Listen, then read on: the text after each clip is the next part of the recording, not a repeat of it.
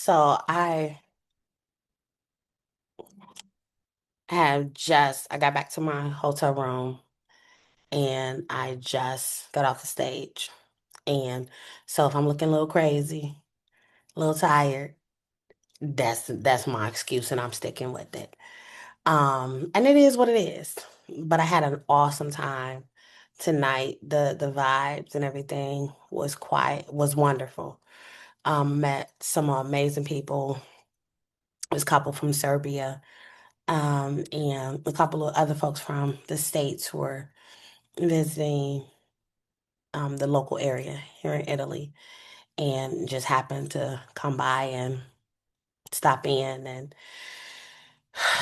I was performing. So it is what it is, but the vibes was awesome.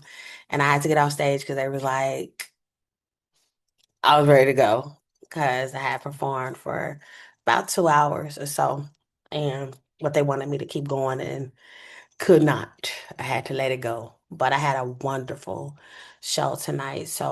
But I wanted to get on here and talk about because this was on my mind for the most part, because the last post that I posted on, I was talking about curiosity and stuff for the most part.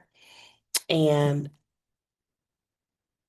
I talked about curiosity and the opportunity. This probably about a week and a half ago, I had the opportunity to meet this amazing Italian organist who was hungry for the sounds that we often take for granted in the States.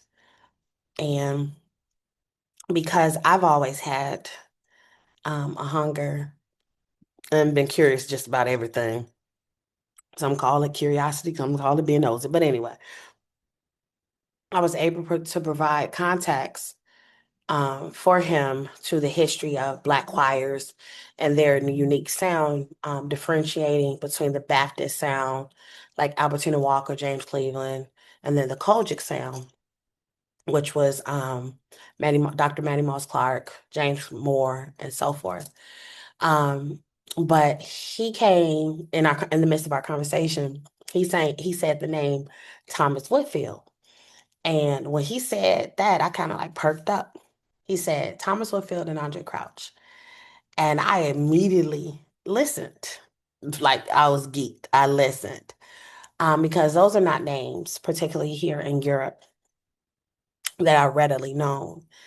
And I talked about the Gospel Workshops of America versus the Music and Art Seminar, which was started by the Hawkins family, Edwin and Walter. And I shared with him the first gospel concert ever done with the orchestra at one's concert, way before Richard Smallwood.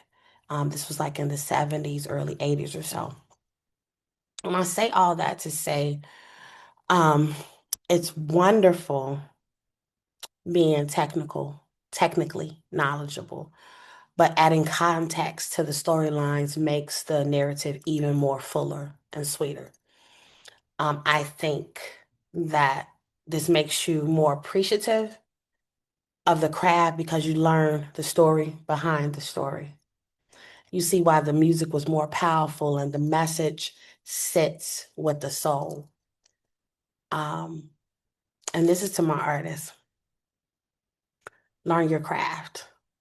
Know the why and the history behind the music. And I know I'm about to say something that's very controversial, but I'm gonna say it anyway because it is what it is. And this is from me, coming from me as a pastor's kid. So here it goes. There is nothing, absolutely nothing special about the Bible. I repeat, there's absolutely nothing special about the Bible. It's a book that narrates different historical periods of humankind. And that's the truth. The writers of this book, of this text, of this coveted spiritual text, were simply politicians, artists, poets, philosophers, economists, and other wielders of the word who, at the bidding of the religious order of that time and period, cut and pasted various stories together and said it was God inspired. Um, were and are there elements of the Bible of truth in the Bible? Yes. And there are also people in the Bible and the accounts of their lives were absolutely true. But to say that it is the only word crafted by God for humankind to live by, I call bullshit. I call bullshit. Now, that's another conversation for another time because I don't want to get away from my point at all. But to be an artist, is to be creative. Um, to want something more of what's already here and what has been here is to reimagine what already has been done, but to reimagine it differently in your own respective ways.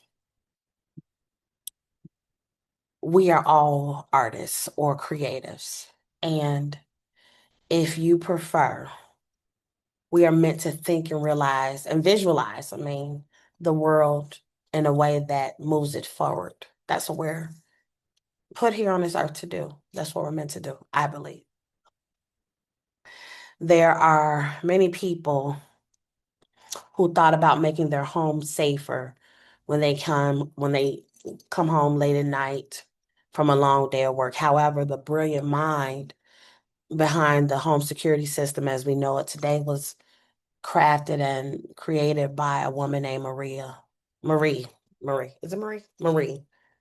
Maria Van Britton Brown.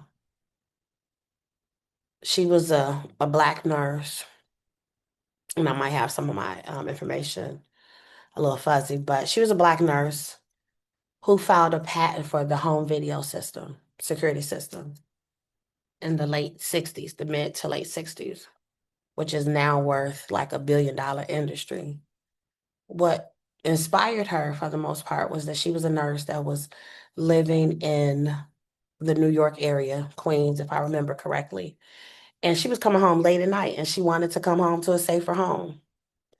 So she created and thought about a system that would let her know who's at her door and contact authorities to provide them with the information and so they can get there quickly as possible. Um, she didn't receive a patent for her creation. Um, like I said, until the mid to late 60s or whatever.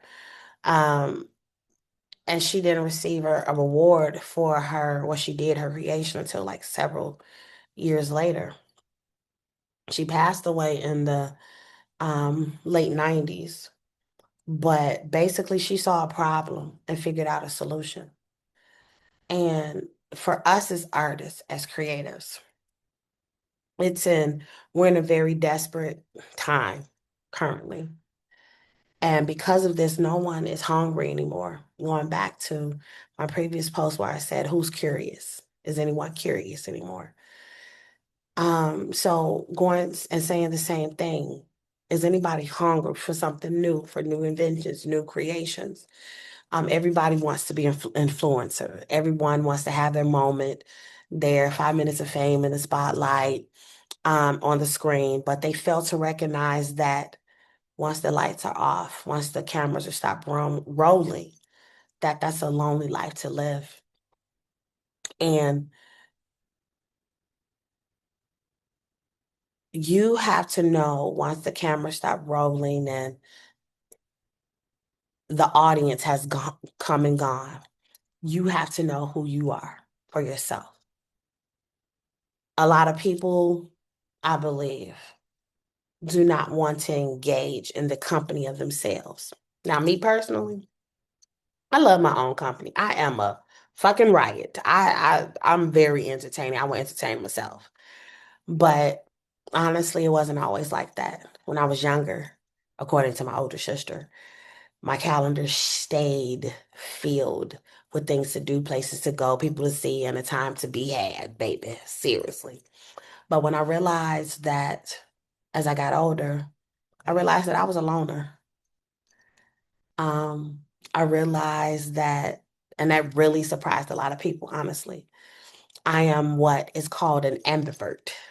I can be in groups and be entertaining, but I enjoy my solace, my solace. And my thing to artists is enjoy the quiet time because that's when your mind clicks and your thoughts and everything come together and you can create something new, something fresh. Because we're in a time we need that. We need something that hasn't been done before, something, as I said, that something reimagined in a completely new way. And as artists, after like for me today, getting off the stage, I realized that people want that. People want to experience and feel something new, something fresh. And we need to give that to them. I don't say need, but people are longing for something. And if you have the talent, the gift to do it, why not do it? Be a part of a community, share your gift, share your talent, and give it to people. Because whether it be through poetry, whether it be through dance, there are people that are looking for healing and not the physical healing for, you go to the doctor. There are people that are looking for internal healing. And we as artists, we are that balm. We are the healers for society. We are the ones that bring about new thought. We're the ones that bring about solutions because we provide different perspectives. We look at things from different angles. So I just want to, get that off my chest and say that as an artist, as a creative, sit with yourself long enough. It's okay. You're not going to die from, oh my God, from woe is me type of thing. Sit with yourself. Learn your own company because in that, you realize who you are and what you're made of and what you can add and contribute to the world, to society at large, because there are people that are waiting on you. So I just want to share that with you.